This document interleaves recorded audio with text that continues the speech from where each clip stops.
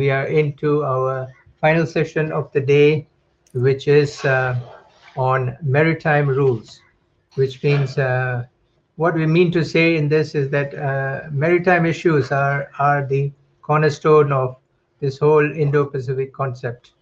And we have two eminent presenters of this proposition from two different points of view, maybe, or geographically at least, they are located two different areas. They occupy two different areas. Dr. Jeffrey Becker from Washington, and Dr. Connie Rahakundini Bakri from Indonesia. So without any further ado, I will now go to Dr. Becker. Dr. Becker is the program director for the CNA's Indo-Pacific Securities Affairs Program, where he oversees at the Indo-Pacific Security Affairs Director, Indo-Pacific Security Affairs, Center for Naval Analysis, George Washington University, Washington, D.C. in the United States, where it is very, very early at the moment. So I'm happy that he's bright and cheerful. Dr. Becker oversees the CNA's Indo-Pacific Securities Affairs Program, work examining defense plans and policies, security trends, other issues of importance to the U.S. Navy and Department of Defense, which are related to allies, partners, and non-state actors across the Indo-Pacific region. Dr. Becker has testified before Congress, briefed the U.S. government and Department of Defense officials, and written extensively on China's military as a global force, including the PLA's overseas basing or activities, U.S.-China military engagement, and the security implications of China's global presence. From 2014 to 2018, Dr. Becker supported the U.S. Navy with regard to China's participation in the multilateral Rim of the Pacific exercise, RIMPAC, working alongside U.S. and Chinese exercise planners, and spending time abroad multiple PLA Navy ships during the exercise. Dr. Becker's publications include Peasants to Protesters, Social Ties, Resources, and Migrant Labor Contention in Contemporary China, published by Lexington Books, 2014, and China's presence in the Middle East and Western Indian Ocean, Beyond Belt and Road, it's CNA 2019.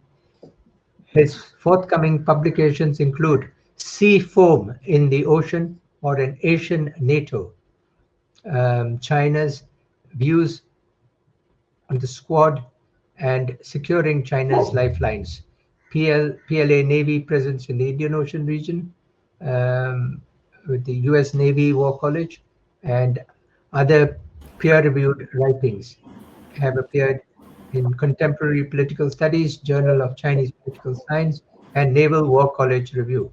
So it's a wide spectrum you cover, and seeming to reconcile irreconcilable opposites, I feel, Dr. Becker. So we leave you to shed light on America, and especially what we would like to hear, how things will pan out when the administrations change in Washington. Excellent. Well, thank you very much for that introduction. And first of all, I'd like to express my thanks and my appreciation to the Global Dialogue Forum and to Mr. Manoharan for the opportunity to participate in the summit today. So, as was just mentioned, I direct the Indo-Pacific Affairs Program at the Center for Naval Analysis, based just outside Washington, D.C. in Arlington, Virginia. And by way of background, we are what's known as a federally funded research and development center, an FFRDC for short. So we're civilian researchers that conduct analysis on behalf of the United States Navy and the U.S. Department of Defense. And before I begin, I should just note that the views I share today are strictly my own. They're not the views of the Center for Naval Analysis, the Department of Defense, or the United States Navy. So with that in mind, it is my view that the summit we're having today is very well timed. It's coming on the heels of recently concluded U.S. presidential elections, and President-elect Biden's foreign policy team is now taking shape. This new administration will follow one that have a heavy focus on the Indo-Pacific region, at least in rhetoric, if not always in policy implementation. And you can see this focus on the Indo-Pacific through a number of Trump administration publications. The U.S. Department of Defense Indo-Pacific Strategy Report, for example, describes the Indo-Pacific as the department's priority theater and the single most consequential region for America's future. The message had been echoed by a number of other administration publications, the 2017 National Security Strategy, for example, or the United States Department of Defense the State Department's Free and Open Indo-Pacific Report. At the same time, we've seen a strengthening of U.S.-India relations as well, particularly security ties between the two nations. A detailed examination of the factors that lead to this growing security relationship. This is beyond the scope of the time I have in the talk today. But suffice to say here that this development did not begin with the Trump administration, and the factors that helped to promote growing security ties between the United States and India, to include not just the rise of China, for example, but the growing realization that two of the world's most influential democracies will need to work together with other like-minded democracies in the region in a post-COVID environment. And I think these factors will remain a fixture for quite some time, in my opinion, in the relationship. But as we all know, as part of this growing security cooperation, in October of this year, the United States and India, they signed the Basic Exchange and Cooperation Agreement, the BECA agreement for geospatial intelligence. And I was asked today to talk a little bit about the impact of some of these foundational agreements on U.S.-India relations.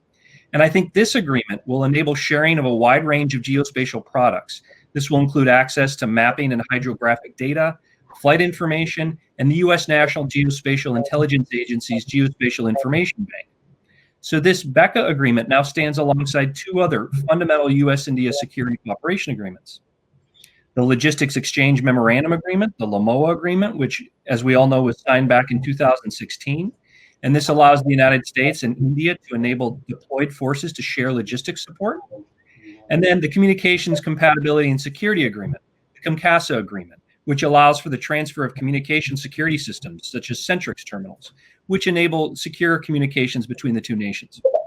So together, the signing of these three agreements, they represent a significant step in the advancement of U.S.-India security cooperation. But I think just as important as what these foundational agreements will do for the U.S.-India relationship, I think it's equally important to be very explicit and to understand what these agreements do not do and what they do not obligate the two countries to do.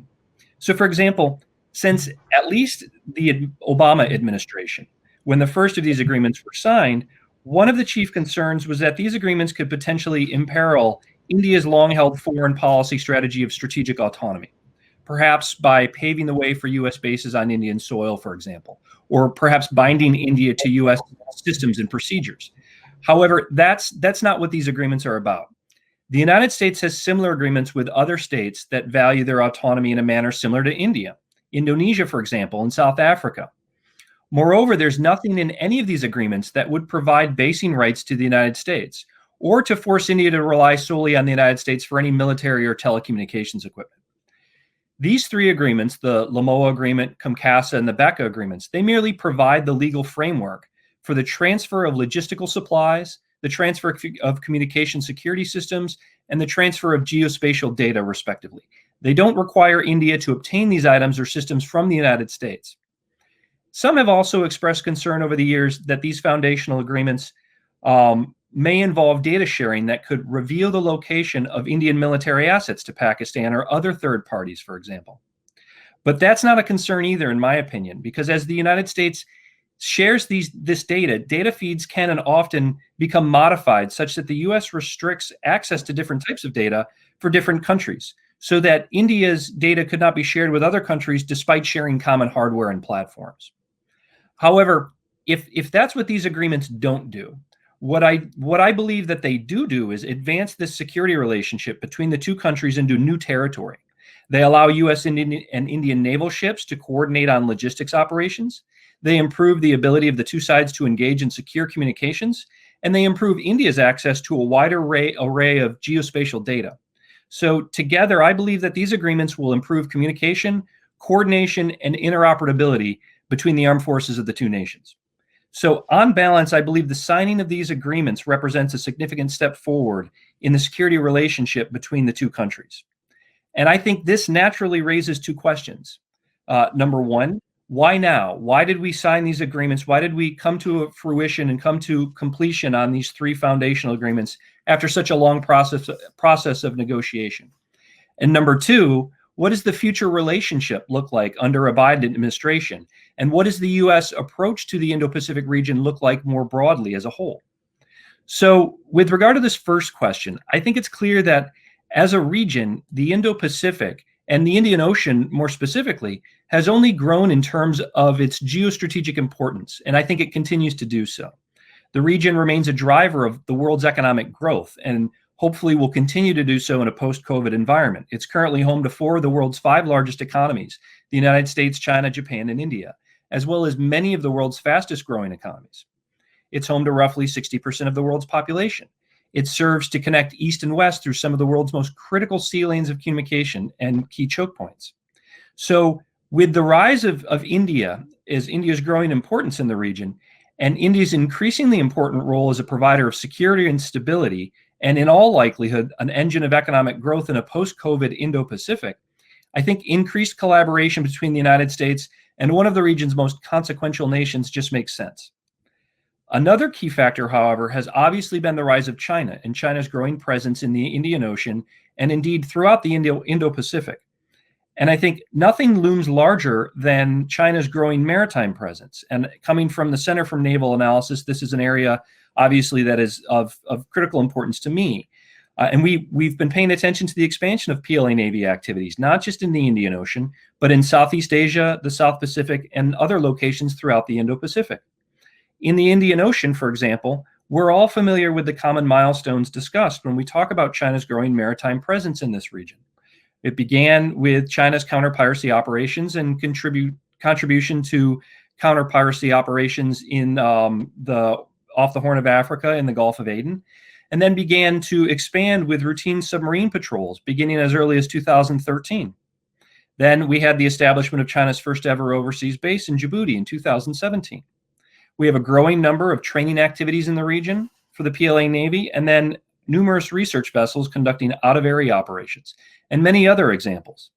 Meanwhile, just outside the Indian Ocean, across the Malacca Strait in Southeast Asia, we see continued indications that China is establishing a military presence at Ream Naval Base in Cambodia. And although Cambodia is located about 650, 700 miles from the eastern entrance of the Malacca Strait, the gateway to the Andaman Sea in the eastern Indian Ocean, depending on what the PLA Navy or the PLA Air Force would be able to deploy there, a military presence at Sihanoukville would certainly improve China's maritime domain awareness in the eastern entrance of that strait. And it would help to address some of the critical anti-air and possibly anti-submarine challenges that the PLA Navy now faces. And if we talk for a second about a broader maritime presence, I think nothing looms larger than China's Maritime Silk Road Project, which is Xi Jinping's flagship program, which was designed to better connect China with other regions of the world, primarily through infrastructure connectivity. And in the maritime economy, for the Indian Ocean particularly, this means investments not only in regional port infrastructure, but in the telecommunications, in the pipelines, in the undersea cables and communication infrastructure in the region as well. Therefore, in addition to the growth of China's naval presence throughout the Indian Ocean, and indeed the Indo-Pacific region more broadly, we see China's maritime presence broadly defined to include its maritime economic presence can create cause for concern. It's important to note, however, that I don't think it would be fair to say that this growth in US-India relations is all about China. I think that as we see continued growth and development of India, the United States and India have been coming together to address a number of common challenges in the region. And this would include challenges such as violent extremism, drug trafficking, and human trafficking, and addressing cybercrimes, and obviously a response to the COVID pandemic. And although we've seen some awkward moments in regards to the US-India trade relationship under the Trump administration, it's clear that the two countries have a robust and a growing economic relationship. Indeed, I think the US has overtaken China as India's largest trade partner. And while India holds a substantial trade deficit with China, I think to the tune of roughly $4.5 to $5 billion US dollars in 2019, the US is one of the few countries with which India has a trade surplus. Moreover, I see the incoming Biden administration has already signaled a commitment to addressing environmental issues and climate change. And I think this creates new opportunities for the United States and India to work together on this common set of challenges. So while the rise of China as a power in the Indo-Pacific and in the Indian Ocean looms very large in this relationship, I think it's by no means the only factor that brings the United States and India together at this time. Indeed, I think that we do see a natural affinity for democracies to work together.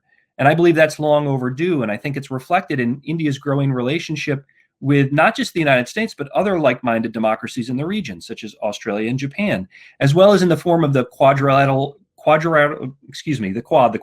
security dialogue, which brings all four democracies, the United States, India, Japan, and Australia together. So with the signing of these agreements and a discussion of the factors that have been shaping this growth in U.S.-India relations, what might we see in terms of the U.S. approach to the region under a Biden administration? So in the remaining time that I have, I want to touch upon this issue both at a broad strategic level in terms of how the new administration might view the region, and then at a more detailed level in terms of how these three foundational agreements, which we initially discussed, might affect future security cooperation between the U.S. and India. So in terms of the incoming administration's strategic approach to the Indo-Pacific, to be very clear, I don't have a crystal ball, and I don't have any special knowledge of this, but I do think that there are a few structural factors that will help to preserve continuity from one administration to the next. I think the most important are, first, the continued competition between the United States and China, and second, the continued importance of the Indo-Pacific and growing security ties between the United States and India. So first, U.S. and China relations. I think it's important to remember that the current downturn we see in the U.S.-China relationship is not simply a function of the Trump administration. This relationship between the two countries has been deteriorating for about a decade or so. We see rising tensions in the relationship between the two countries for quite a while. It didn't begin under the Trump administration in January 2017, nor did it begin with the Trump administration's national security strategy. My personal opinion is that by the time of the second Obama administration in 2012, I believe there was a consensus both inside the U.S. government and in parts of the U.S. business community and elsewhere in U.S. society that U.S. policy towards China needed to be recalibrated slightly based on a growing concern about some PRC policies. And while it's true that tensions and problems in the relationship has accelerated over the past couple of years, and I think COVID has made the issue much worse, it took at least a decade for the United States and China to get where they are in this stage of the relationship. And I don't think there will be an easy fix here for some time. I think that competition between the United States and China will last for quite some time. And I think the nature and the characteristics of that competition might change, but I think competition will be a fundamental issue. I also believe it's critical to understand how the Biden administration might approach the region. As I said, I don't have a crystal ball, and I don't have any special knowledge about how the U.S. will approach the region in the coming years, but I do believe that the U.S. will continue to support a rules-based regional order in the Indo-Pacific. And it's going to be one that's based on promoting rule of law, freedom of navigation and free trade, and other shared norms. I think that barring a fundamental shift in PRC foreign policy, it appears that competition, as I said, between the U.S. and China will be a fixture of U.S. policy in the region for quite some time, although the characteristics of that may change.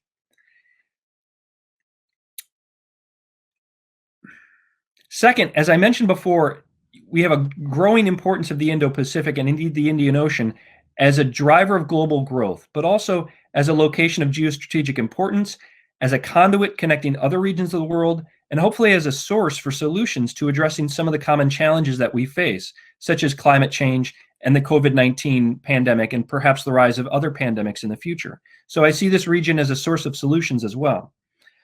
Turning more to specifics with regard to the U.S.-India foundational agreements and how those might affect U.S.-India relations in the future, where do we go from here in terms of cooperation on that front? I think that in the past, the absence of these foundational agreements, such as COMCASA and BECA, I think this has affected the functionality of U.S. platforms that have been sold to India, such as P-81 aircraft, for example. And I think it's limited the interoperability and data sharing opportunities between the two militaries. But now many of these issues have been resolved in theory, if not yet executed in practice. And I think going forward, some of the expectations of the United States policy in this region will likely be to build upon these foundations in conjunction and in cooperation with the government of India. For instance, how do these foundational agreements get exercised in practice? Some are further along than this, obviously, than others. The Lomoa Pact, for example, signed in 2016, this has provided years of opportunities for the United States and India to cooperate on logistics activities. And I believe both sides are increasingly comfortable executing these types of operations with each other.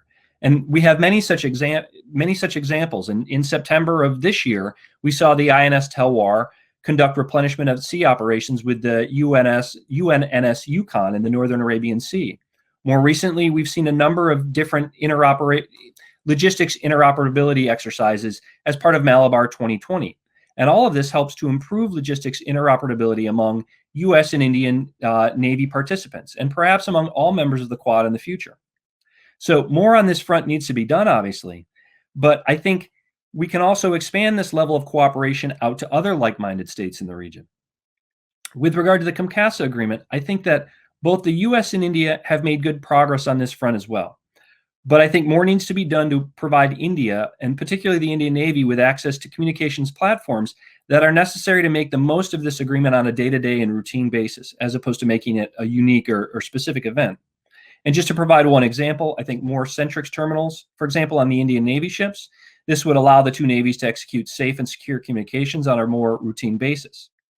With regards to the BECA agreement, I think it may be too soon to tell, but as India and the United States become more comfortable cooperating in the information domain, this potentially provides India with the ability to obtain more lead time and more intelligence on imminent threats, including imminent terrorist threats. It may increase India's maritime domain awareness in the region. Therefore, it might allow India to better track and monitor competitor platforms such as PLA Navy submarines that are now operating in the Indian Ocean with greater frequency. And it can improve the utility and accuracy, perhaps, for long-range weapon systems that India has. However, and I'm sure other participants here can speak to this with a much higher degree of detailed knowledge than I can, but now that these agreements have been signed, my question is, how do they become operationalized in the future? And perhaps thinking more broadly, now that we have these building blocks in the relationship, both in terms of the foundational agreements as well as the growing momentum in US-India relations, how do we build upon this from here? And just my personal view, I think three baskets of issues stand out in my mind.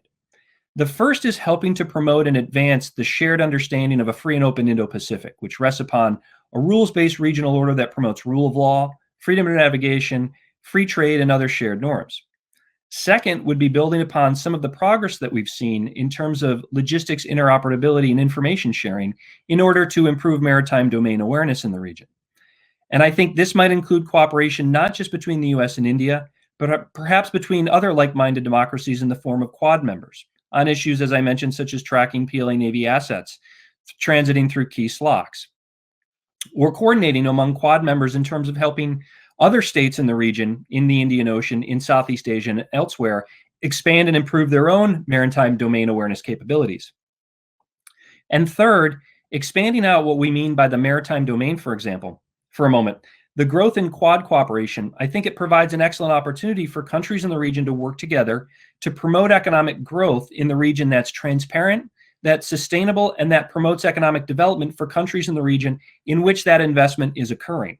So in doing so, I think this would provide a useful alternative to some of the more negative aspects of the Belt and Road Initiative, China's flagship program, which at times and in certain countries has facilitated corruption, led to unsustainable debt ratios, and has simply failed to produce expected rates of return on investments.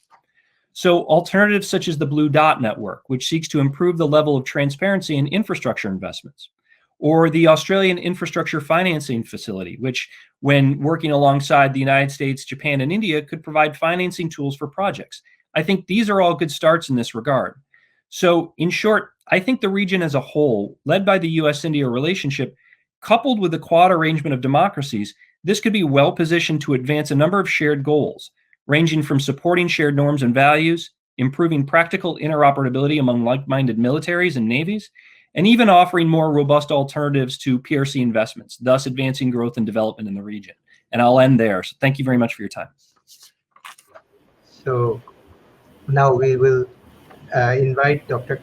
Connie Bakri to address this gathering, virtual gathering.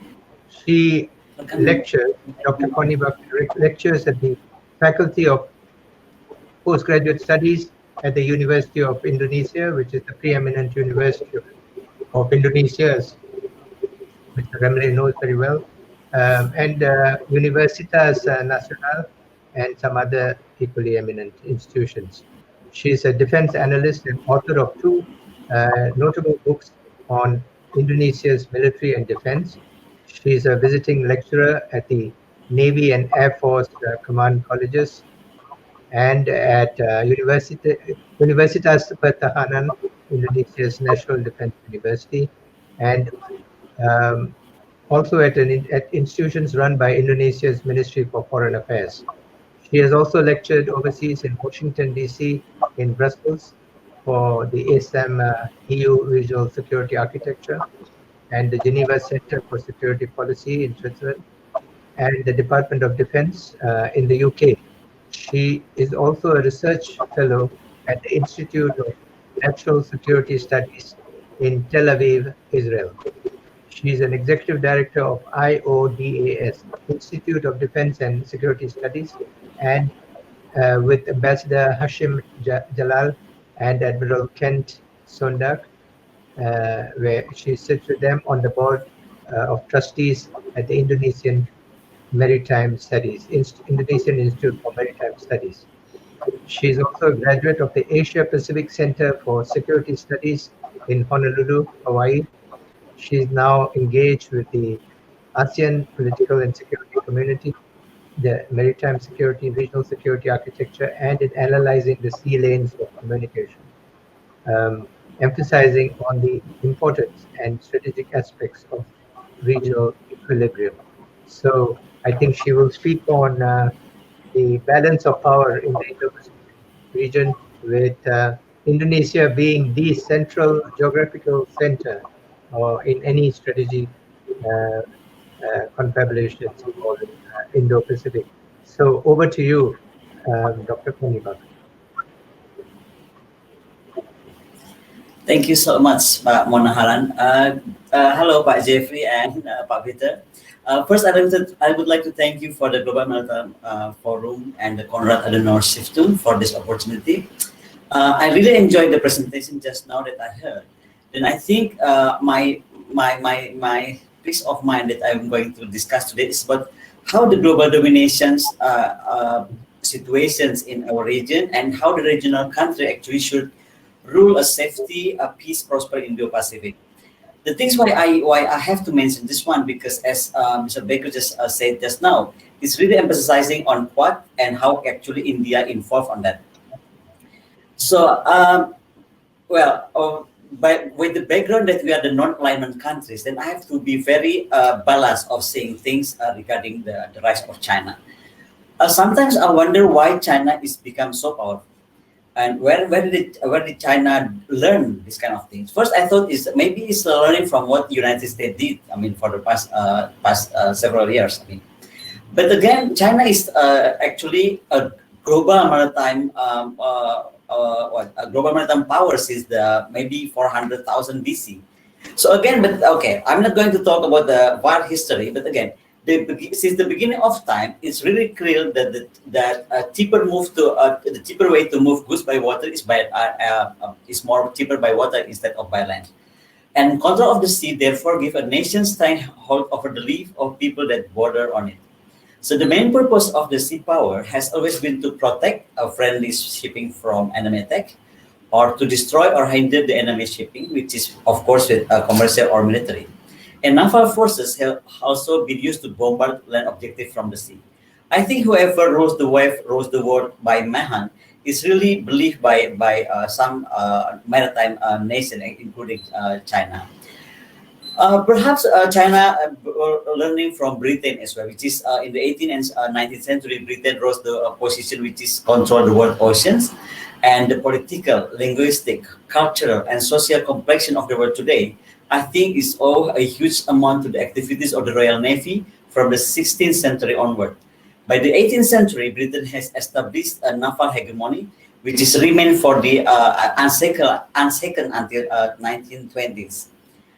It was used to believe that actually British success was a product simply of the aggressive spirit. But I think it wasn't. It was because the British paid for more ships and more guns than anyone else. And I think this is what China really copied. What British own, like more ships and more guns, is exactly what China did today. By the early 18th century, the British people had come to believe passionately that the best defense of their life, liberty, and religions is actually the surest way of making money, lay at the sea. I think China think that way again, you know. So actually, during that time, money was made available to maintain ship, dry docks, port, and foundries, and Britain technological lead. The Navy enjoyed an increasing qualitative advantage over her enemies for nearly 200 years. Now, the continental and maritime Indo-Pacific. U.S. and China engaged in their order to building project continental and maritime Indo-Pacific, the central theater of the greater power rivalry. And not just compromising a core strategic China Belt and Road Initiative in the 21st century, Maritime Silk Road, ASEAN Centrality constitute the key anchor in the free and open Indo-Pacific, which is FOIP strategy. And the region is actually the hotbed of the competing infrastructures financing project, which is high-speed rail, mentioned just now by Mr. Baker, more precisely on strategic port building as well.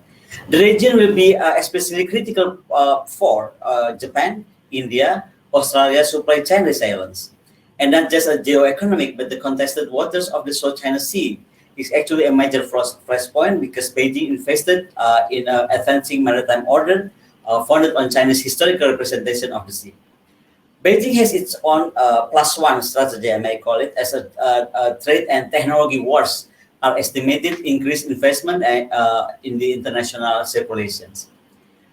So now talking about people of Liberation Army Navy, it's a modernizing and impressive fleet. You know, a key ingredient is the construction of fleet of large destroyers, amphibious warships, and aircraft carriers. And China has already 2 carrier services, but I think we are going to expect a significantly a new one, different one, which is known as the Type 003. There are many CPRs across China, which is similarly impressive. Which is that's why China Navy today is maybe in the future is really beyond what we call as the Chinese Navy on the past or on the history.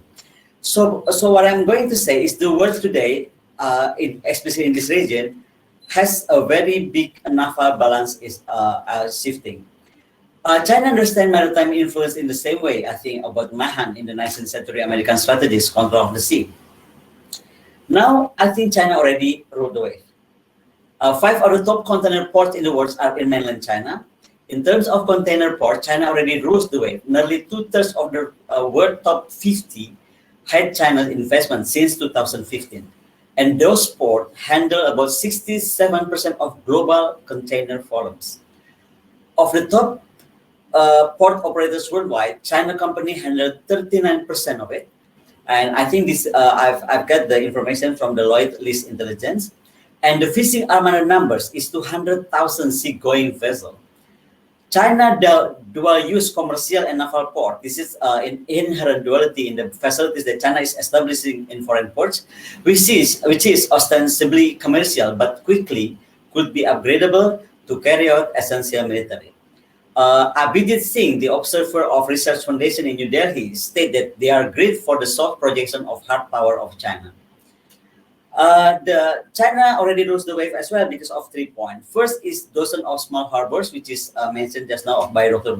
Baker, including some strategic locations: Djibouti, Hambantota in Sri Lanka, Darwin, Australia, and Meday in Myanmar. And of course, the proposed ports on the Atlantic Ocean island. And since 2010, China have completed announced deals involving 44, maybe 40 port projects. I think total is about 45 billion. And a dozen other deals, which is Kari Island, Malaysia, Chongqing, North Korea, and some other thing is reported by some bits from the King's College London.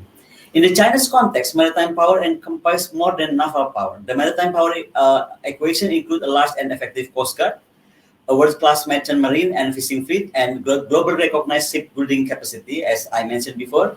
And this is written by Michael David, a senior fellow at CNA Strategic Studies. At 2015, actually, China starting a paper, a semi-official journal, which is of China's Academy of Science, calling China to make full use of diplomatic and economic methods to establish a strategic maritime location point for resupply and military bases so as to protect strategic maritime passage. Now, talking about the United States vision for the Indo-Pacific, just now mentioned by Dr. Baker, is actually emphasizing our effort focus on the three pillars: economic, governance, and security. And this built on principles of ensuring the freedom of sea navigations and the skies. I add the skies here. Insulting sovereign nation in a nation from external coercion, promoting market-based economic, which is a fair trade, and supporting good governance and respect for individual rights. Trump fundamentally changed U.S. policy on China by acting on his campaign pledge to treat Beijing as a strategic rival and threat, which is replaced Barack Obama pivot to Asia with the free and open Indo-Pacific strategy. So Joe Biden has declared U.S. president elected, but the fate of many policies under Trump presidency remains undecided, especially on the base of the new cabinet. I call that cabinet of Biden that's going to be formed. The Quad itself is originally 2007-2018 Quadrilateral Security Dialogue that rebranded by the U.S., Australia, India, and Japan consultations. And many proponents of the Quad considers the fledgling alliances with the potential to form the nucleus of an ASEAN NATO, which is contain China. China Foreign Ministry view Quad as anti-China front line. India is one of the cornerstone of the non-alignment movement, but it hedging its bets because it has purchase of U.S. military hardware, but stake on modernization of its air force on the French Rafale jet, and paying Russia expand existing fleet of MiG and Sukhoi, which is asked Russia as well to expedite in delivery of the S-14 air defense system on 2018. It's also developing the increasingly close defense ties with another non-aligned regional giant, which is Indonesia. And Australia and Japan already operate many U.S. military hardware, of course, and to ensure both interoperability among their armed forces. Both also have a long-time alliances treaty with the United States. So for the U.S., Australia, and Japan, the Quad is really superfluous. The Quad is beginning to take concrete shape its response to China's muscular foreign policy. China expansionism has driven tectonic shift in India's security calculus, which is leading to closer defense intelligence sharing collaboration with the United States, and the signing of military logistic agreement with Japan and Australia, which is mentioned before. The Trump administration helped midwife this tectonic shift by placing India at the center of Indo-Pacific. This is very something to Indonesia because we are placing our position as in Indo-Pacific defense fulcrum or world defense fulcrum, and seeking a force a soft alliance with New Delhi. Other countries is very deep, you know. U.S. step to strengthening India is increasing investment in super and hypersonic ship missile, along with the investment in maritime domain awareness, ISR as well, acquiring more submarines, improving military transportation infrastructure, and consolidating aircraft procurement, making commercial space system and partnering with other spacefaring nations, and toward multi-domain and operation comprising long-range fires, electronic warfare, cyber warfare, anti-maritime, anti-art, engineering, and information operations. Biden and Maritime Security Initiative. I think Biden will be expanding foreign military financing to Indo-Pacific countries and continue funding the Maritime Security Initiative, which is guard against expanding MSI authorities to other countries. Explicitly direct this effort to focus on creating common operational pictures. And the shared nature of the system will provide with the measure of strategic resilience, protection, sensitive intelligence, surveillance, and reconnaissance collection capabilities, which is could be tiered with the lowest one, sharing basic civilian airspace and maritime awareness, but at the second tier could be incorporated on less sensitive military ISR data. U.S. Indo-Pacific Combat Credible Posture, talking about this one, is adopting, exercising, demonstrating an ability to execute more dispersed basic posture, acquiring equipment and maintainer personnel to support a rapid movement basis. renewing and fully supporting the Compact of Free Association with the Federal State of Micronesia and the Marshall Islands and Palau, access to critical geography, and developing support infrastructure and greater access to existing airfield.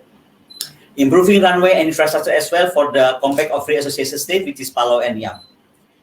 So I think talking about the how to balance this competitions of the power in this region, we have to look at our position with this situation. First, this kind of ships we are going to build and the way in which we play will be heavily dependent upon what dominions our nation has and its location. And of course, I'm talking about this here is about the ASEAN countries.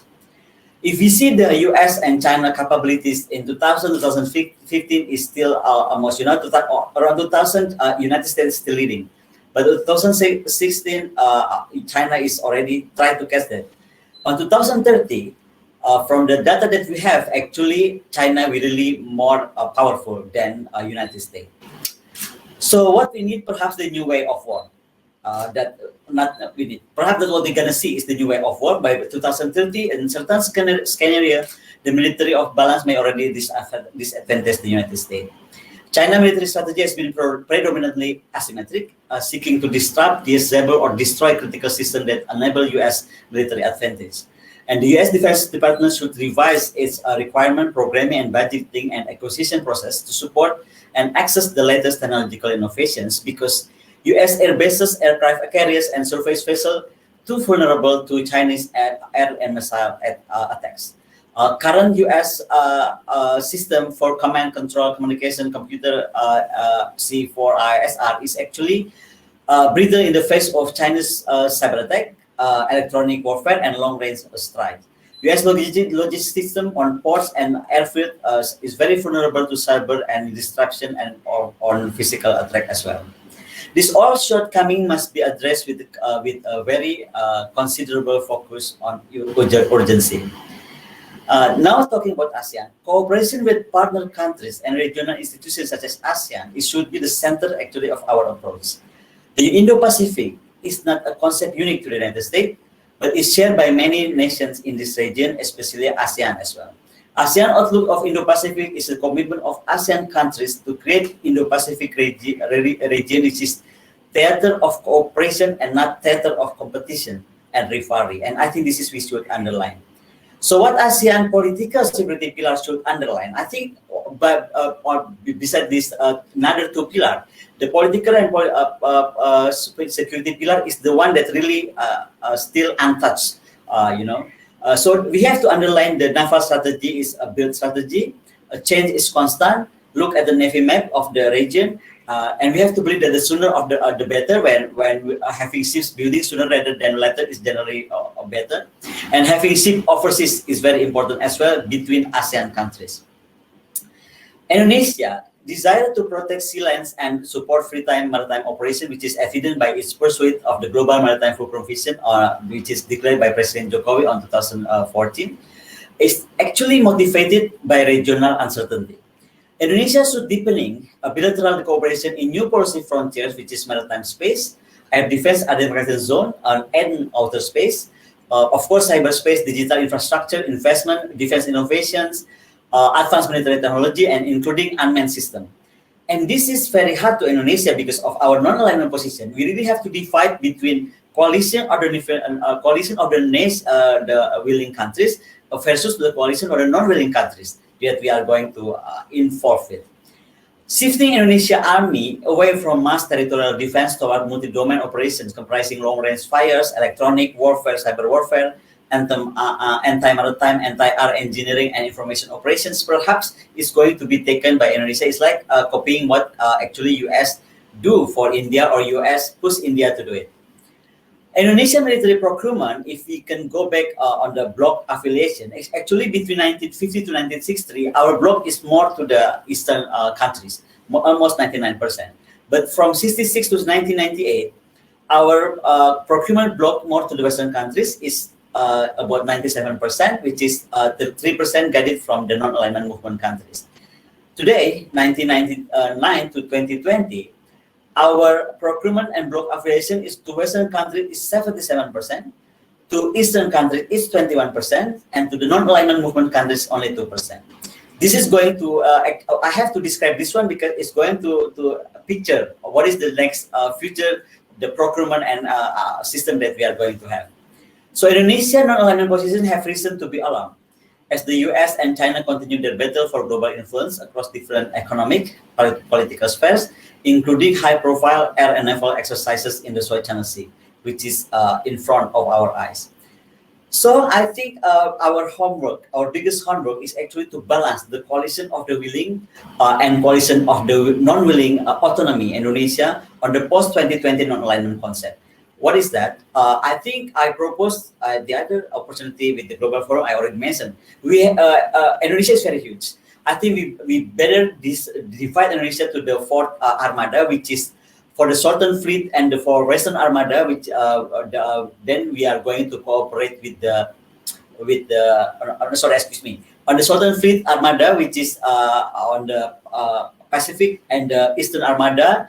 We have to go with the coalition of willing countries, but led by the Australians, not by the US, because Australia is our neighbor country. And for the Southern Armada, which is Indian Ocean, and Malacca in the Western Armada, it has to be worked or maybe closer with the coalition or the non-willing nation, which is, of course, China and others. And what we have to do is actually improving the resilience of C4ISR. This is actually really looking for how US doing it.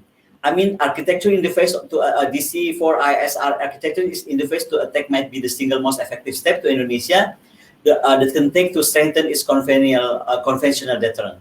Alternative to space for ISR, long-range communications and position, navigation and timing, which is PNT, and then low probability of intercept and low probability of jamming data links. Cyber protection that prioritize on sufficient trust in data over protecting network integrity, and a sophisticated surveillance system that can penetrate contested environment using speed or stealth to surveil critical targets. I'm going to finish my thinking by stating of the 6 pillars of renewing Indo-Pacific security cooperation. I think the first pillar is finding areas of intersectionality between the coalition of the willing countries, new policy, and the coalition of the non-willing countries, Indo-Pacific vision. This has to be the homework number 1. Second is advance cooperation of a new frontier policy areas, which is next generation telecommunication security. Third is coordinating on value-based diplomacy, emphasizing on combating foreign influence operations, which is developing norms in cybersecurity as well.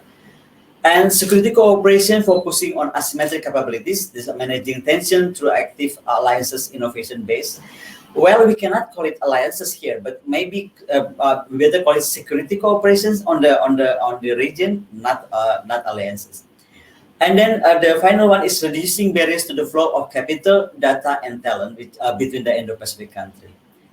I like to close my statement by saying that the way to get started is to quit the talking and begin the doing. Thank you.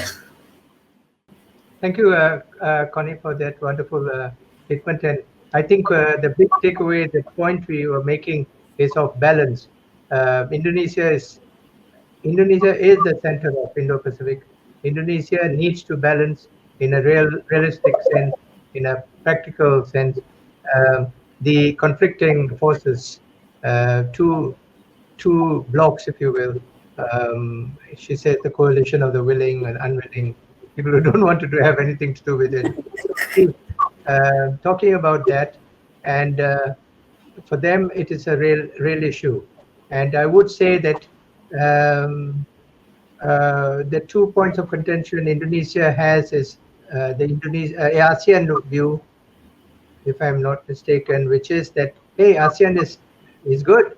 It's regardless of what Mr. Rimele will say, it is doing better than EU. It's definitely doing better than NAFTA. It is a success story. It is also China's biggest trading partner, replacing the US. So, and they go about their work happily. They look for consensus. They don't have strife among themselves normally. So why should we place our eggs in any other basket.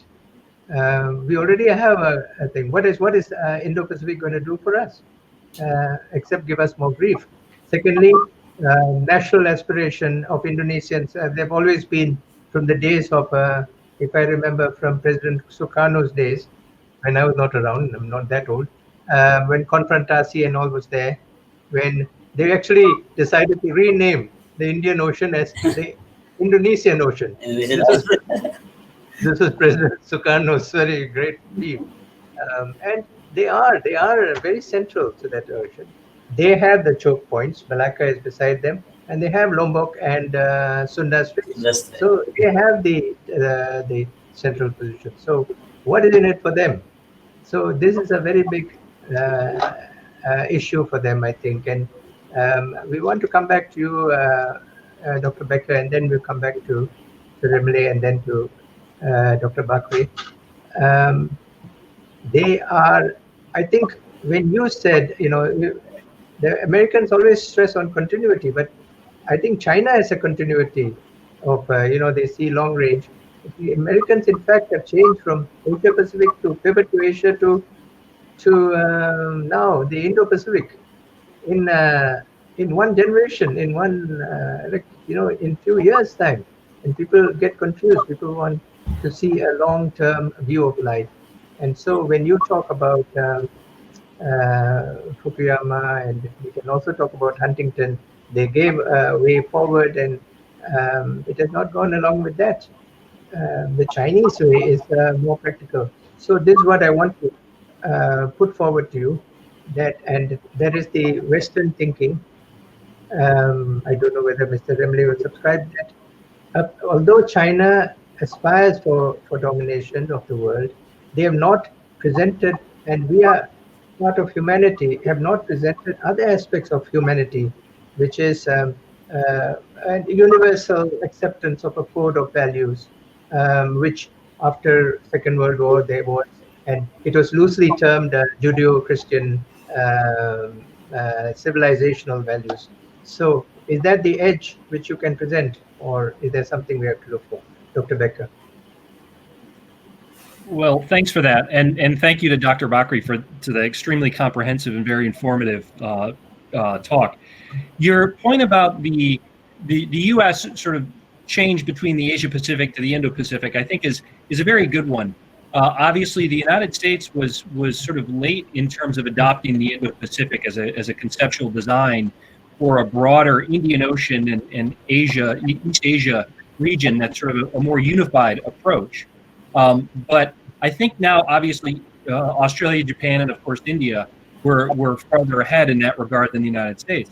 However, now I think that regardless of the terminology and maybe some changes around the edges of the conceptual design of the Indo-Pacific, we've seen, starting with the Obama administration, a shift to a growing importance of the Indo-Pacific, however we want to call it, but the Indian Ocean and the Asia Pacific now, I think it's entrenched as the Indo-Pacific. We've seen a growing recognition of the importance of this region.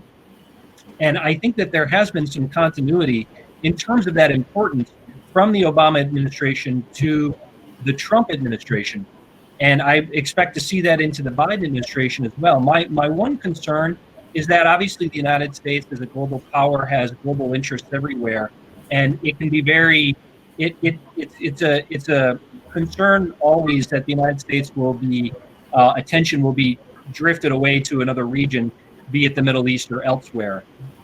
I think that the recognition of that concern is widespread in Washington, and I think that there's an understanding that in terms of the future of the United States, I think National Defense Strategy and other documents, government documents that talk about the Indo-Pacific being the most consequential region for the United States' future, I think that does resonate with much of the sort of policy community in Washington, D.C. So I'm relatively confident that we're going to see a continued sort of focus on the Indo-Pacific as opposed to other regions in U.S. foreign policy. I thought that Dr. Bakri's point about the rise of China as a maritime power was a very important point, and I think it's remarkable the transformation that we've seen in the Chinese maritime forces, the People's Liberation Army Navy, the PLA Navy, to go from a green water to a brown water to a blue water Navy in such a short period of time. And what the Chinese, and it's one part and parcel with the rise of China as a economic power, and it really has been sort of an economic miracle.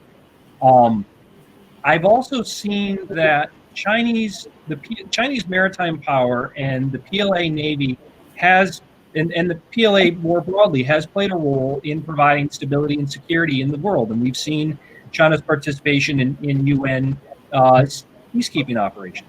We've seen China participate in Gulf of Aden counter-piracy operations. Those things are contributions to peace and security and the global commons, and I think they should be acknowledged as such. The concern, however, is it appears to me and perhaps to others that we see attempts by the PRC to undermine this understanding of a global rule of law based on a multilateral rule of law in which all countries are treated equally under that law, as opposed to sort of a bilateral system where China interacts bilaterally with each countries. And I think we've seen that to a certain extent in the way in which China interacts with countries in ASEAN.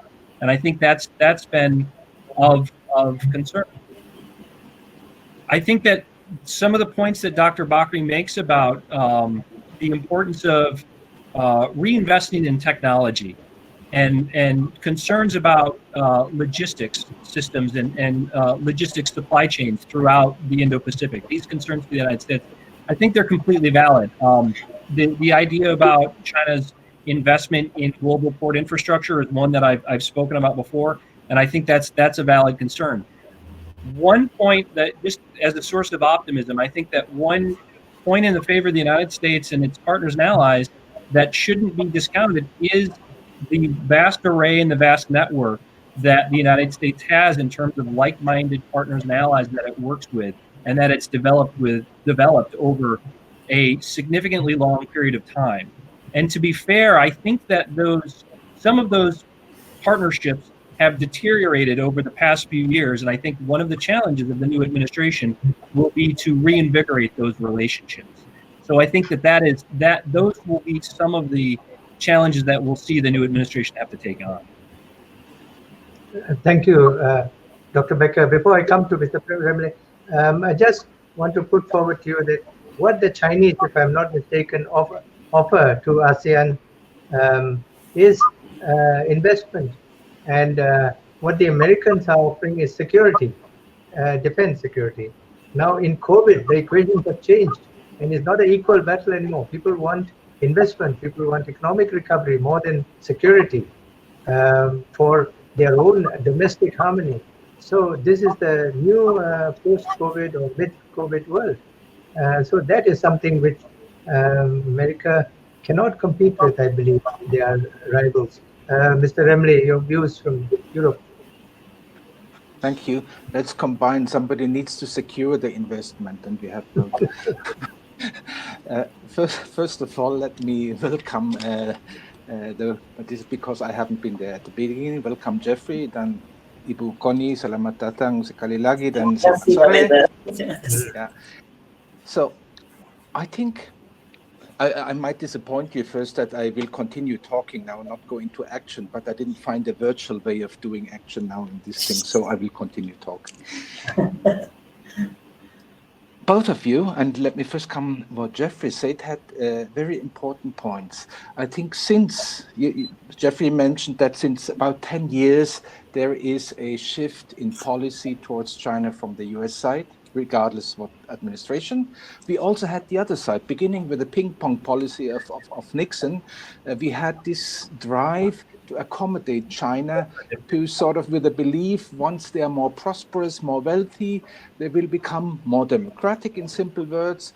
The US helped them to get into the WTO, but all of them has not realized. And when that was seen, I think that is when the shift slowly started within the US administration. You also mentioned that China wants to have a big navy and wants to have a big naval power. Correct. They're not there yet, but let's look in 10, 15 years and we will see that. And that cannot be stopped. I think that will happen. So from that perspective, and going to what Ibu Kony also said, there is a historic perspective. I think when you mentioned historically the Chinese were there, yes, in their point, they were there everywhere, with their famous Admiral Cheng He about 500 years ago, touching Indonesia and the Indian subcontinent. It's already in the collective memory somehow that the Navy needs to be that powerful to be everywhere again. That is part of the history. Now we should not look so much into the constraints, but more into the opportunities. And I totally agree with Jeffrey when he said we should look at the new opportunities. And that needs to look at where are the interests of the states, where are the common interests of the states. And I think that is the process what has been started. With the first step, I think already done, Jeffrey, shared understanding. That is increasing more and more. I witnessed in the last 3 years when I was in India, more activities, let's say with the US Navy and the Indian side, with the events they had, with not only talking of the exercises formally, but just this process of talking, increasing the different understanding. And then you come easily, of course, with developing a common understanding to the second step of having increased operationability. You see, hey, what could we do together better than what we do alone? And automatically, but that is a more difficult and higher level to reach than the expanding maritime domain. And there comes another point you mentioned. The competition between the US and China will remain, not only with them, the competition among others also. But it's not only an economic competition. It is also not only a competition for power and for influence, it is also a competition, Ibu Kony brought in, good governance. So under what governance do people want to be governed in the Indo-Pacific region? That question arises as well. And that's why we don't have only an economic competition, but we have a competition of systems. Increasingly, China, of course, believing that their own system is the better one. And now I come back to a coalition of the willing ones, the maritime willing ones, or the like-minded ones. They do have a different approach in how governance should happen, with a pluralistic approach, rules-based, democratically. And that is where the like-minded should maybe find more together. And that is the process I notice of what is working. And now comes the action. What can we do more? Because the first stadium of have a better understanding of each other has been achieved. Now comes the other parts. Okay, thank you, Pak Peter. I think you are really bring something that we don't dare to discuss, that actually China is going to bring a system as well. This has become a very big question because maybe democracy is on the big test lately. I mean, that we see what's happening, especially in Indonesia, when everything has to be discussed, everything has to be really under what's called democracy, which is actually is going nowhere. And it's so far to decide something. Okay, but back to the China. Maybe since the first time, I really look China with a very different perspective. For South China Sea issue, for example, when they claim about the maritime historical claim, I wonder why people get angry about it. I mean, when they claim about the historical claim, why don't we start from the historical claim as well? This is going to be crazy or maybe funny for some people, but for me it's not funny. Because why? Because if China actually built the naval and the naval and economic power since the 400 BC, and Mr. Manoharan mentioned about Cheng Ho. Cheng Ho is on the 14th century, so meaning like it's already in centuries they run this kind of things. Now talking about Indonesia, Indonesia has a very big maritime power as well. Sriwijaya is 1,000 years. Majapahit is 800 years. So today, sitting here, and I'm watching about all this data about the competition between the US, between the United States, and then the US invite Quad. They leave Indonesia behind. Actually, should put the E-Quad instead of only Quad, because we hold the seal of communications here. But again, is for me. I like to be realistic. I mean, our defense budget is only 1% from the GDP, compared with China, which is now going to be more advanced than the United States. What can we do?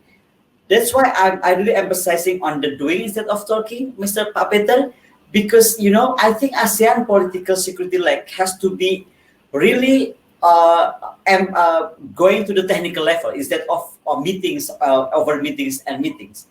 For me, I saw it like this: political security leg of ASEAN, or we call it pillar. It's like the high-hanging fruit that people doesn't want to talk about, which is actually by the very limited defense budget, Indonesia could or should work together with ASEAN countries to really facing this threat, or maybe going to be a threat. And really, talking about the vision that built principles by the US, like freedom of the sea and sky. Now, let me talking about the meaning of the freedom of the sea. China capability on 2010 is already Brown Water Navy. They finished with the Brown Water Navy projects. This year, they finished with the Green Water Navy. Meaning what? I study my War College in Fuxinggang, War College in Taiwan. So I really know exactly by the meaning of Green Water Navy, their navy should be already under Java Island. So it's starting Indian Ocean, but near Java Islands.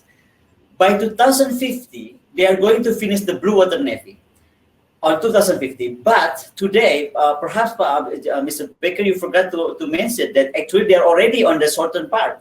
They are preparing their navy with the name of research and science, far more to Indian Oceans down there. So what they are planning on 2050, they already started here. About the skies, look what the China did on the East China Sea. The air defense advanced zone is competing between Taiwan, Japan, Koreans, and everything. In South China Sea, of course, they will do the same, because how come today a navy without the protection of the air power? So ASEAN could not wait until the edges of China will be implemented on South China Sea. So then I really emphasizing on the pillar of security like of ASEAN. I want something to be doing instead of talking, because otherwise we are going to face a problem on the sea, on the maritime aspect of South China Sea, as well on the skies, on the outer space as well. And that's why I really, Pak Peter, maybe you don't like it about the saying like we better doing it. Because I think ASEAN political security, like I became the speaker of it since maybe 7 years ago, and it's not really into something that we can really bind our togetherness as ASEAN. And again, because we cannot compete with those how much or how far the navy power is, we're not like Pak Mohan Haran said during Pak Sukarno, we are going to change Indian Ocean to Indonesian Ocean. Because we are strengthened in the southern hemisphere. That time we are the strongest armed forces in the southern hemisphere. That's why President Sukarno just need to call President Kennedy, and Kennedy said, "Okay, the Papua, then you talk about it. You don't have to fight." Well, I really believe on the power of military. That's why I took my defense studies very, very hard, because I don't think economics enough. Economy need a very military power, which is interfacing between economy and military. And therefore, in this forum, I really hope that maybe the Quad cannot invite Indonesia to get in, but perhaps the Indo-Pacific countries, especially ASEAN, will work hand together, at least on securing the maritime and airspace. We really need to do that. Thank you. Thank you. Ibu Kony, this is something which I was also thinking about. Would you say that Indonesia, during the time when I was based in Indonesia, President Suharto was there, a general. He brought in a new Order Baru, the new order, and he was called the father of development. They laid wonderful roads, telecom, the infrastructure. And there was a stability, harmony, which was ensured by the the dual function of the armed forces, which had also a social and political aspect to it. Now, if you look at Mr. Dr. Becker, you'd appreciate that when you see the development of South Korea, Japan, both developed with the security that that US provided them. And so they didn't have to bother so much. India is 2.4% of the GDP is on military. That's almost more than double the Indonesians' percentage to GDP. So this is the success of a military approach. But I think in 21st century, I know Ibu Connie is a bit younger and same with Beck, but I think with Mr. Remle, we represent a generation which a little bit overlook these things. But the younger ones, younger generation, the millennials, for them it is important, value-based governance, So is there what do you feel about that aspect? I would like all three of you to comment on that. Peter, you first. Okay, then, the younger people always feel, and we notice that in our other events as well, they want to participate. They want to be part of shaping the future and not only being governed, but be part of the process, having their opinion in. That is sometimes very difficult, specifically in Asia, where the principle of senatoriety and high-level experience is very often governing also and leaves the younger ones a little bit out. I think the aspect of governance is very important, and that's why it needs to be also maybe a bit more focused on. And that applies also to the governance in the Indo-Pacific. I mean, we have the UNCLOS, what is basically the regulatory framework for it, and it's further developed. So that's another point I would say how governance can be achieved by, in the further development of the UNCLOS and its regulatory framework on the UN level, that those states who have this common understanding developed in step one may also work together on that level to have the future of the regulatory framework of free and open oceans. This is not a new concept. It goes back to Hugo Grotius and the Mare Liberum, and to keep it up, to keep it up and not have the more powerful bringing things into a different direction. So that is what I would say, why governance is important and how it should, even on that UN level, be focused on by the like-minded ones, who are also the coalition of willing in supporting the UN regulatory framework. Coalition of willing. It's a bit, I think... we can give it a positive context. Because we knew about the coalition of the willing during the Iraq war, and now Mr. Remle has taken that thing to heart, and he is now popularizing it. But I just feel that, for instance, you brought up UNCLOS. UNCLOS was put to the test in South China Sea. It went to the International Court of Arbitration, and when the finding was there, you think the people who were pointed out agreed with it? They didn't. They just said, so what, and went ahead. And then what did our generation? This is my view about generational attitude. Our generation is, okay, China has rejected it, so let's move on. Let's talk again and negotiate. I feel that the next generation, they will not be so accommodating. They are more faithful to principles. Dr. Becker. I think you have a very valid point, and I think that I would agree with Mr. Remle's point about the importance of the sort of the international governance system and the importance of a system, and as Dr. Bakri said, the competition between those systems. I would agree that I think sort of a younger generation is focused on the quality of those systems, perhaps. And I think this is where you see the interaction of the interplay between economics and security, because that global system is important. The importance of the establishment of that system is critical, and we have a system that's been established that treats all countries equal under the rule of law. But in my opinion, I think perhaps Dr. Bakri and her focus on security would agree, is that it has to be defended. And I think that's where you see the interplay between economics and security. I completely agree with Dr. Bakri's point about the PLA Navy being a blue water Navy. Absolutely. They're able to operate everywhere in the world, from the Indo-Pacific to South America. And I've seen it firsthand in some of the exercises in which they participated. I remember very distinctly, however, talking with some of my counterparts in Southeast Asia who make the point that it's very important, and it's all good and well that the United States has carrier strike groups in Southeast Asia, but if we're not there economically, then it's lacking. It's not 100%. And so I think both need to be there, the economic engagement, as well as the security protection and the security guarantees associated with that international system.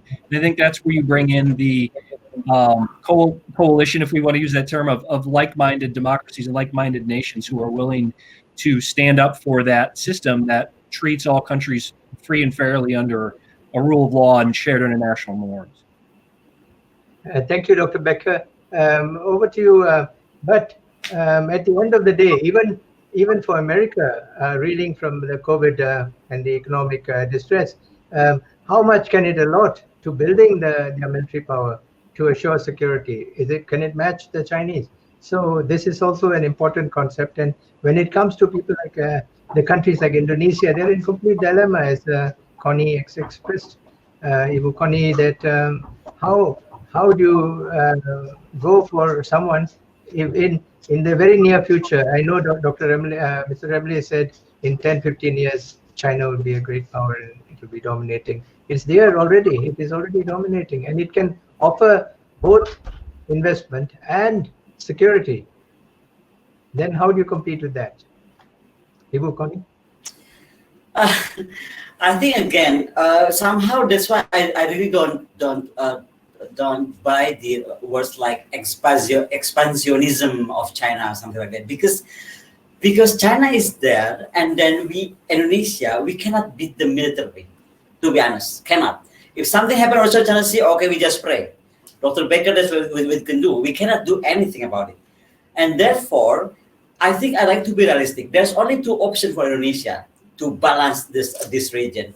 One, we should leave our non-alignment position. That's it, finito. That's it. India is not alliance of United States, but really taking position very clear with the United States, with Japan, with Australia. They're building the Quad. But Indonesia, it seems like always in between. This non-alignment movement that we have today, I think, is ended up like we are no friend of anyone. We don't want to be friend with you. We don't want to friend with this as well, which is very hard because we can do that with the second option. Then we go back to the Sukarno era when our defense budget, revolutionary, increasing more than 29% GDP. 29% GDP, and that time we become the strongest in the Southern Hemisphere. So I think we are facing a real fact, which is perhaps is not comfortable for us to swallowing it. But I like to be realistic. If China talking about historical claim, then we talk about historical claim. Then I'm going to bring all the maps, how to about Sriwijaya Empire up to the Vietnam and everything. Then we talk about the history. But if talking about military, of course we cannot do it. I like to be realistic because even United States, which is the strongest, the strongest armed forces in the world, I still believe it till up to this minute, they have alliances.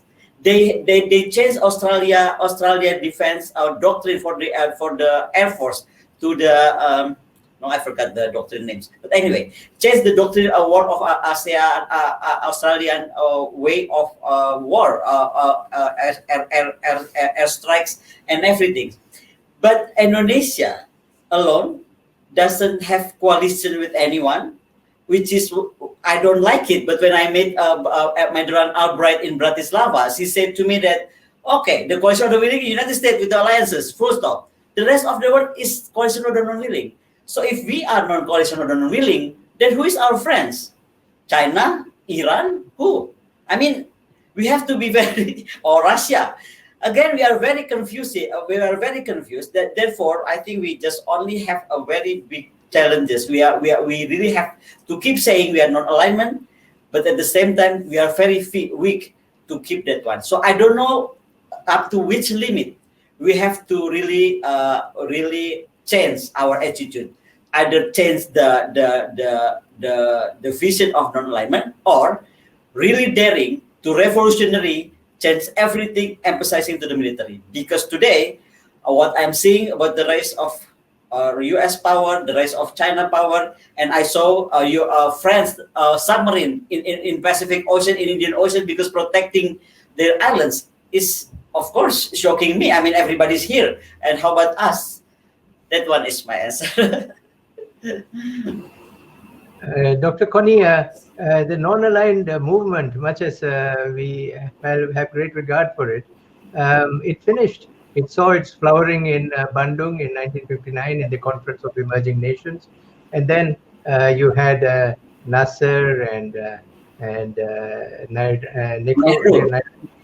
Nkrumah and Nehru. Tito, we have Tito.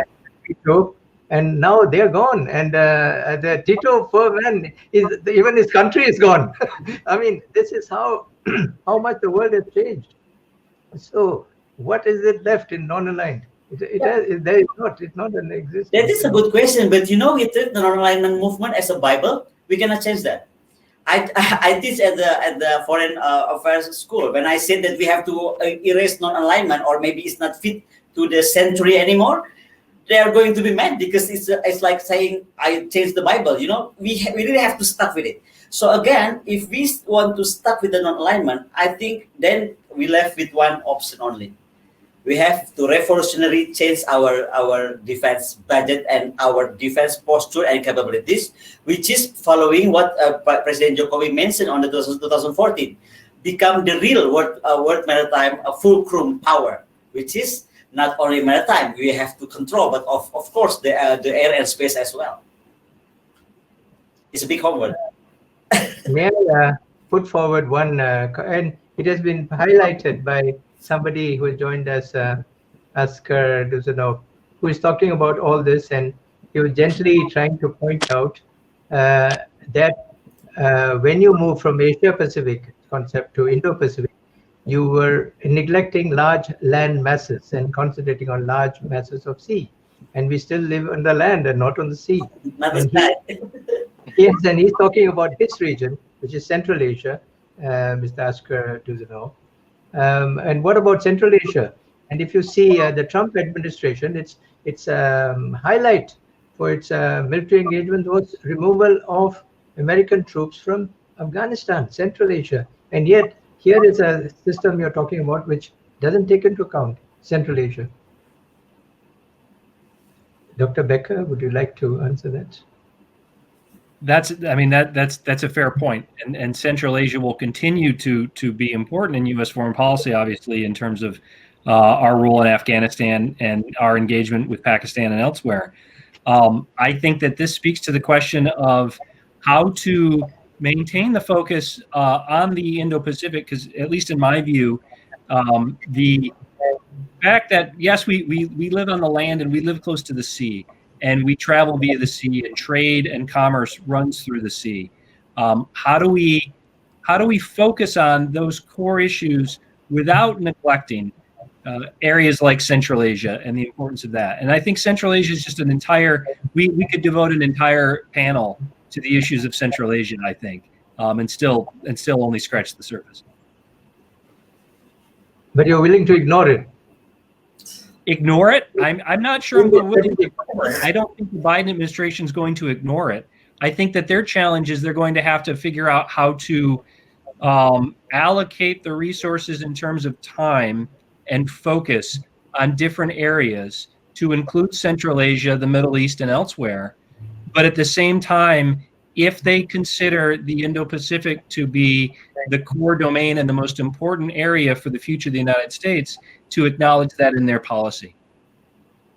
So there you have it. I don't know how many of you were there, and Mr. Rimale was there for the keynote address by the Chief of Defense Staff of India, and in which he talked about the importance of, while acknowledging the Quad and Indo-Pacific, obviously, he talked about strategic autonomy. Can we satisfy Dr. Connie Bakri with that?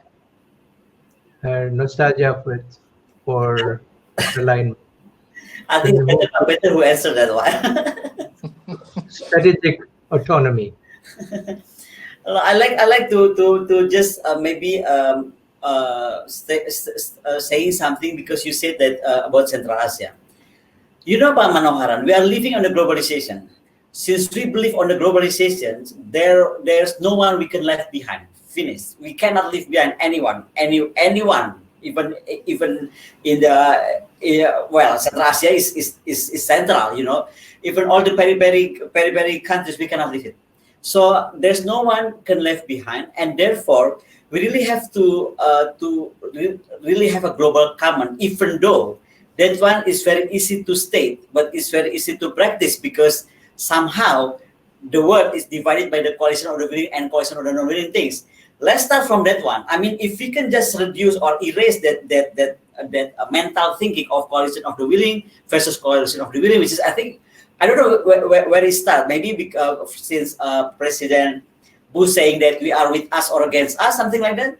So if I think really antithesis to the globalization, because globalization is saying something like we all together have to work hand in hand. So the other way, great leaders saying that we are with us or against us, something like that. So it's antithesis for what we are really believe of the dreaming of globalization. I think that is my comment. I mean, another things, economic, well, we really have a very big homework, but for Indonesia with the Indo-Pacific vision, very, very interesting, Pak Dr. Manoharan. If we are going to really become a strong, independent, non-alignment countries, then this is going to be very sexy. Why? Because then we have to build our defense industry very massively. And of course, as I mentioned before, we can work together with the United States and coalition of the willing countries, which is European, NATO, and so on and so forth. But again, we can build the defense industries with some other countries, which is cheaper and faster on giving the transfer of technology. And this is I have to underline because our target today with the President Jokowi since he's in the position since 2014, he really want to emphasize on the strengthening our defense industry. And strengthening defense industry, I worked with my defense minister before. He sent me to Eastern Europe. He sent me here and there to do the transfer of technology and some our procurement. Again, it's very hard. Especially we're not on the coalition or the willing side yet, Pak Baker. So it's really confusing position. But interestingly, today our defense industry product should be on NATO series number.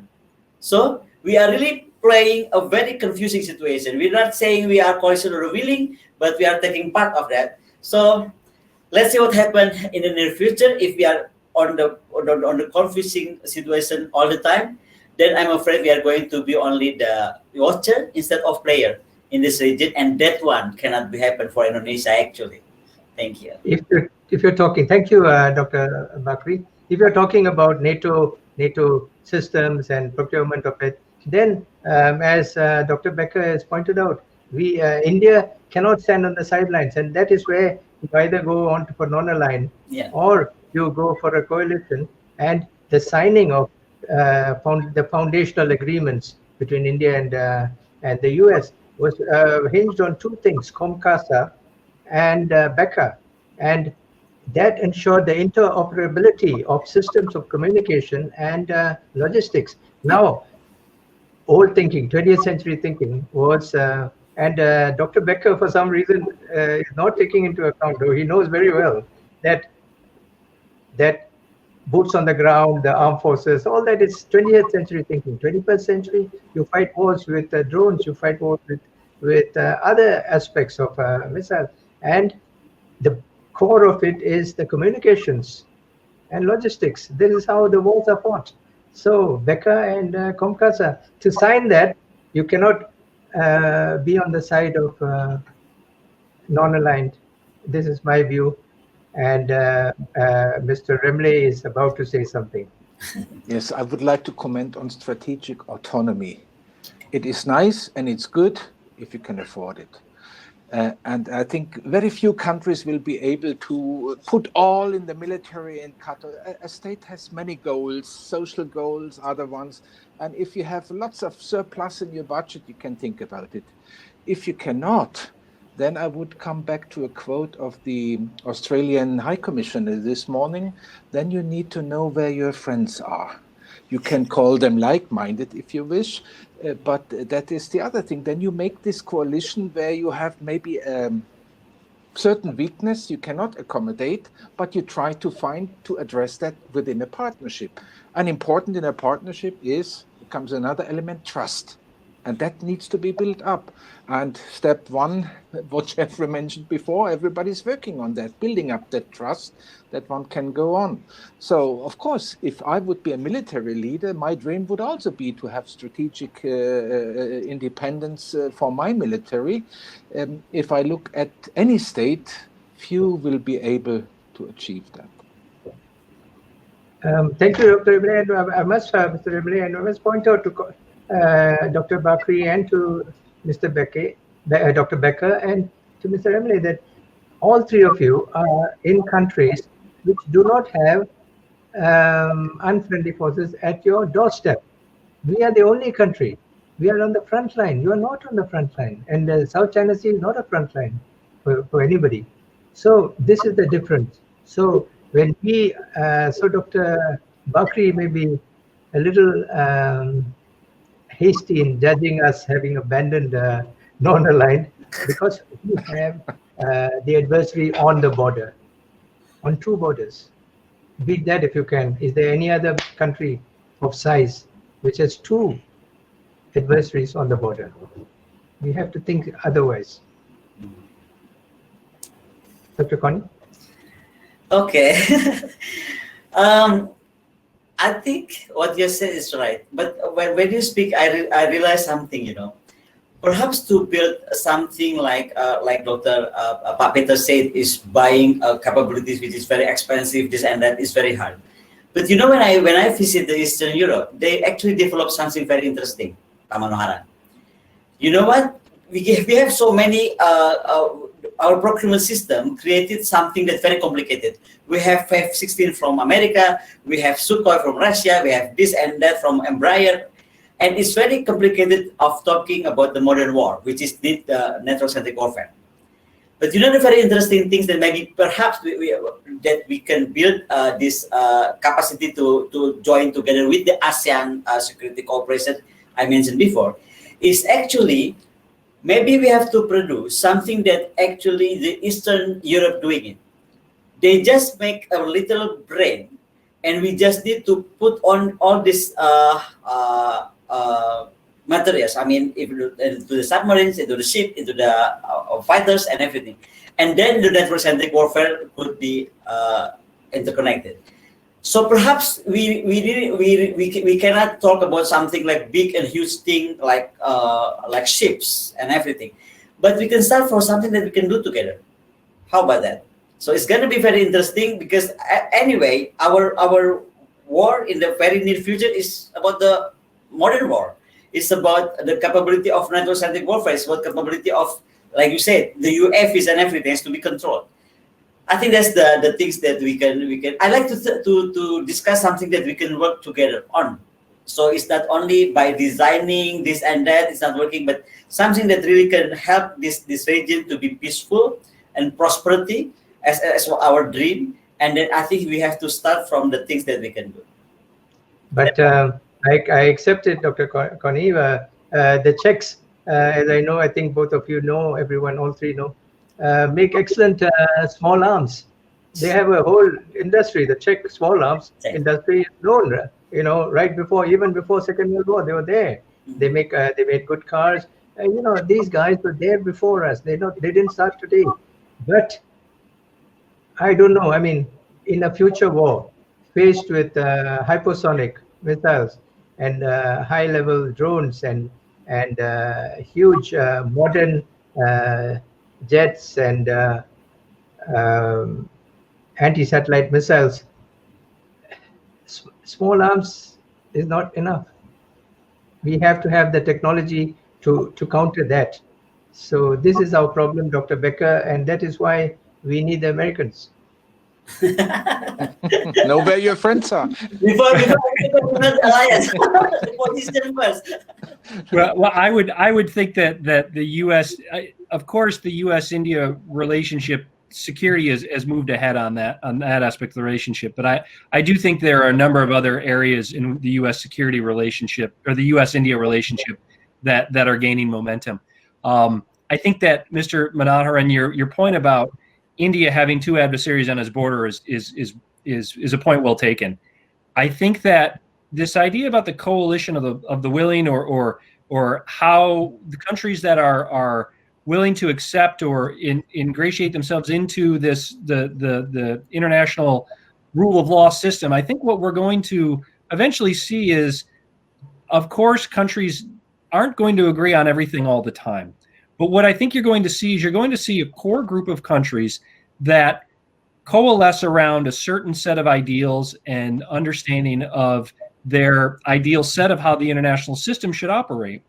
And then you're going to see countries that will cooperate in certain terms under certain conditions and other countries that will cooperate under other conditions.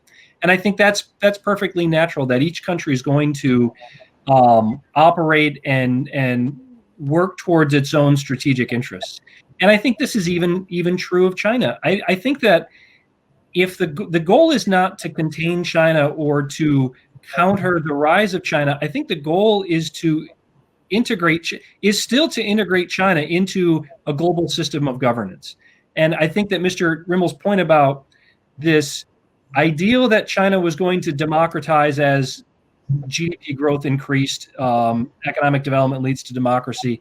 This idea, obviously, there's more complexity there, but China can't be ignored, and is going to be a core part of whatever international system that we have going forward. And I think that there needs to be a better way to integrate China into the existing system, which has served China well throughout the course of its development as well. Thank you very much, Dr. Becker, with that. Dr. Bakri, do you have any closing thoughts? And Dr. Rimle? I don't think so. I think I have. And everyone is exhausted. Again, Thank you so much.